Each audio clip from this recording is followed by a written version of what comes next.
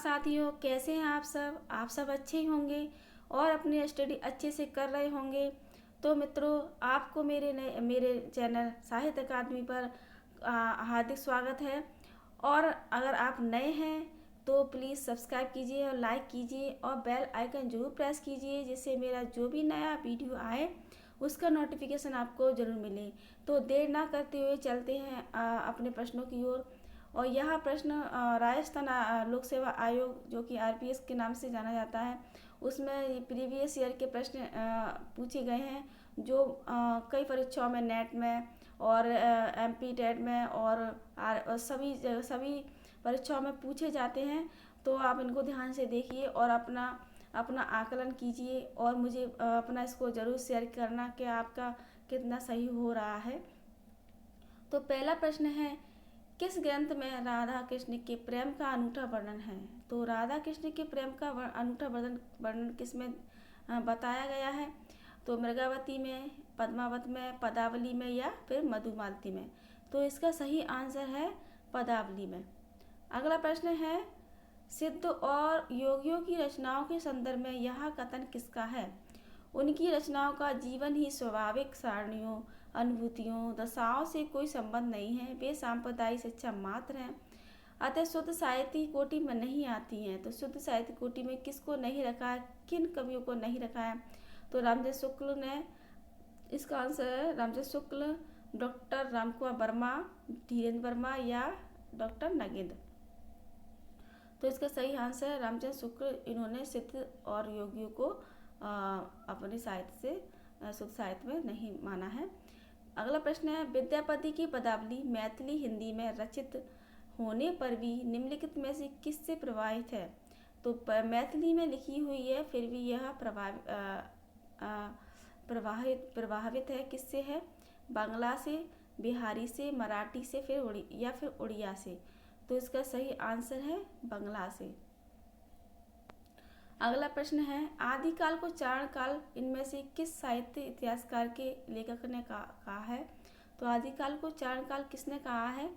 तो ऑप्शन है शिव सिंह सेंगर, मिश्रबंधु, रामकुमार वर्मा या डॉक्टर मोहन अवस्थी? तो इसका सही आंसर है रामकुमार वर्मा।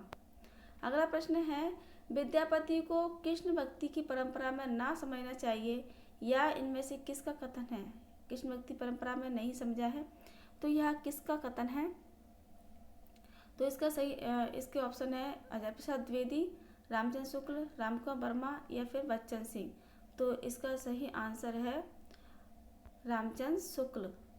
अगला प्रश्न है, सिद्ध सामंत योग की कविताओं की सृष्टि आकाश में नहीं हुई है, वे हमारे देश की ठोस धरती की उपज है, यह कथन किसका है? तो रामचंद्र शुक्ल का, मिश्रबंधु, हजारी प्रसाद द्विवेदी या फिर राहुल सांस्कृत्यायन? तो इसका सही आंसर है राहुल सांस्कृत्यायन। अगला प्रश्न है, सिद्ध साहित्य में केवल धार्मिक उपदेश हो, उससे यह साहित्य निश्चित रूप से भिन्न है, जिसमें धर्म भावना प्रेरक शक्ति के रूप में काम कर रही हो। धार्मिक साहित्य होने मात्र से कोई रचना साहित्य कोटि से अलग नहीं की जा सकती, यह कथन किसका है? तो यह कथन है रामचंद्र शुक्ल का, हजारी प्रसाद द्विवेदी, रामकुमार वर्मा या फिर मिश्रबंधु? तो इसका सही आंसर है हजारी प्रसाद द्विवेदी। जब रामचंद्र शुक्ल ने धार्मिक जो ग्रंथ थे उनको अपने साहित्य से बाहर करने के लिए कहा, तो रामचंद्र शुक्ल तो हजारी प्रसाद द्विवेदी ने कहा कि अगर ये जो साहित्य है जो तो धर्मोपदेश इसमें दिए गए हैं, तो पूरा जो भक्ति काल है वो पूरा धार्मिक ही है, तो उसको बाहर अपने साहित्य में क्यों लिया है, ऐसा हजारी प्रसाद द्विवेदी ने कहा है। अगला प्रश्न है, इस संबंध में इसके अतिरिक्त और कुछ कहने की जगह नहीं कि यह पूरा ग्रंथ वास्तव में जाली है। पृथ्वीराज रासो विषयक यह स्थापना किसकी है, यह कथन किसका है? तो रामचंद्र शुक्ल का, डॉक्टर बुलर, कविराज श्यामल दास या गौरीशंकर हीराचंद ओझा? तो इसका सही आंसर है रामचंद्र शुक्ल। अगला प्रश्न है, इस ग्रंथ में श्रृंगार की इस ग्रंथ में श्रृंगार की ही प्रधानता है, वीर रस की किंचित आवास मात्र है, मतलब वीर रस थोड़ा बहुत है, बाकी की पूरा श्रृंगारिक है। रामचंद्र शुक्ल की यह मान्यता किस ग्रंथ के लिए है? तो संदर्भ में है पृथ्वीराज रासो, कुमार रासो, बीसलदेव रासो या फिर विजयपाल रासो। तो इसका सही आंसर है बीसलदेव रासो। अगला प्रश्न है रावलवेल के विषय में कौन सा तथ्य सही नहीं है? तथ्य सही नहीं है पूछा है। तो इसका रचयिता रोड़ा कवि नामक कवि माना जाता है। इसमें रावल नामक नायक का स्वर वर्णन है। यह मूलतः एक श्लाघिक रचना है। यह गद्य पद्य मिश्रित चंपू काव्य है। तो इसका सही आंसर नहीं पूछा है। तो इसका सही आंसर रावल नामक नायक का स्वर वर्णन है, जबकि रावल नायिका है, तो ये गलत है। अगला प्रश्न है इतिहासकारों द्वारा मान्य हिंदी का प्रथम कवि के संबंध में असंगत विकल्प का चयन कीजिए। तो जो प्रथम कवि माने हैं उनके लिए असंगत है। शिव सिंह सेंगर ने पुष्प दंत या पुष्प पुण्य को माना है। रामकुमार वर्मा ने स्वयंभू को माना है। राहुल संस्कृत्या ने सरहपा या सरहपाद को माना है। गणपति चंद्र ने अब्दुल रहमान को माना है, जबकि ये गलत है। इसका सही आंसर है गणपति चंद्र ने किसको माना है? शालिभद्र सूर्य को माना है पहला कवि। और अगला प्रश्न है कौन सा विकल्प सुमेलित नहीं है? सेवकाचार्य देवसेन का, नेमिनाथ राज सुमतिगढ़ी, भरतेश्वर बाहुबली शालिभद्र सूरी या रेवंत गिरिराज जिनधर्म सूरी। तो इसका सही आंसर नहीं है पूछा है। तो रेवंत गिरिराज जिनधर्म सूरी नहीं है, विजय सेन सूरी है इनका ग्रंथ। अगला प्रश्न है सरहपा से संबंधित कौन सा तथ्य सही नहीं है? सही नहीं है। इन्होंने अंत साधना पर जोर देते हुए पंडितों को फटकार लगाई। उनकी भाषा सर्वत्र सीधी सरल मानी जाती है। दोहा कोश उनकी प्रसिद्ध रचना है। वेद सिद्ध साहित्य के प्रारंभ करता है। तो इनकी भाषा गलत पूछा है। तो उनकी भाषा सर्वत्र सीधी सरल मानी जाती ये नहीं है, संध्या भाषा है। और शंकराचार्य के बाद इतना प्रभावशाली और इतना महिमा मंडित महापुरुष भारत में दूसरा सॉरी मित्रों, भारतवर्ष में दूसरा नहीं हुआ। हजारी प्रसाद द्विवेदी की यह युक्ति किसके विषय में है? तो सरहपा, गोरखनाथ, रामानंद या फिर तुलसीदास।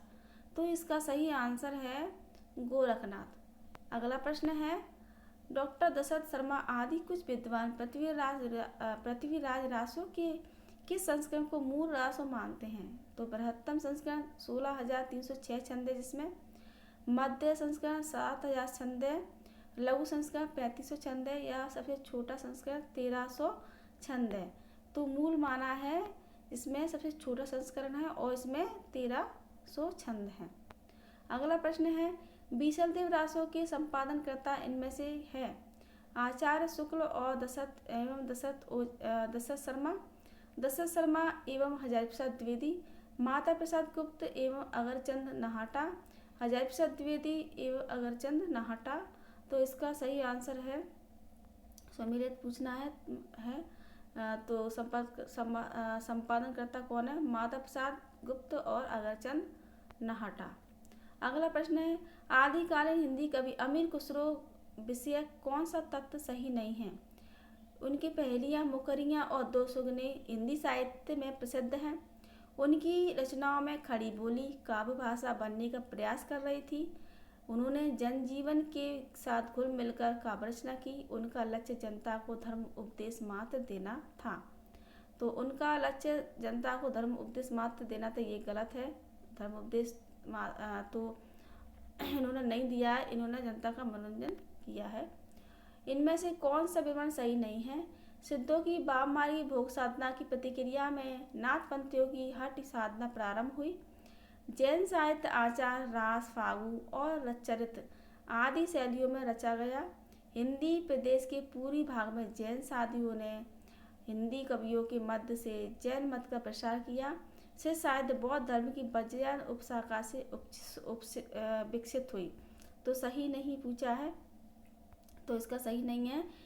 हिंदी प्रदेश के पूर्वी भाग में जैन साधुओं ने हिंदी कविताओं के माध्यम से जैन मत का प्रसार किया, जो कि गलत है।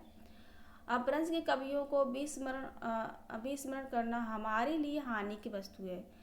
यही कवि हिंदी काव्य धारा के प्रथम सृष्टा है। यह कथन किसका है? किसका है? राव सांस्कृतियान, शिव सिंह सेंगर, मिश्रबंधु या फिर हजारी प्रसाद द्विवेदी। तो इसका सही आंसर क्या है? राहुल सांस्कृतियान। अगला प्रश्न है, इस पुस्तक की भाषा को कवि ने स्वयं अभट्ट कहा था। इसमें बीच बीच में मैथिली भाषा के प्रयोग आ गए हैं। भाषा के अध्ययन की दृष्टि से इस पुस्तक का महत्व ही है। आचार्य हजारी प्रसाद द्विवेदी का यह कथन किस कृति के संदर्भ में है? तो किस कृति के संदर्भ में है? तो विद्यापति पदावली, कीर्तिलता, कीर्तिपता के या फिर वर्ण रत्नाकर। तो इसका सही आंसर है कीर्तिलता। तो मित्रों, ये हमारे 20 प्रश्न हुए और यह अत्यंत महत्वपूर्ण प्रश्न है। और आपने कितने सही किए मुझे कमेंट बॉक्स में ज़रूर बताएं। और अगर वीडियो अच्छी लगती है तो लाइक कीजिए, सब्सक्राइब कीजिए और बेल आइकन जरूर प्रेस करना, और जिससे मेरी जो भी नई वीडियो आए उसका अपडेट आपको ज़रूर मिलता रहे। और वीडियो को अंत तक देखने के लिए बहुत बहुत धन्यवाद, बहुत बहुत आभार।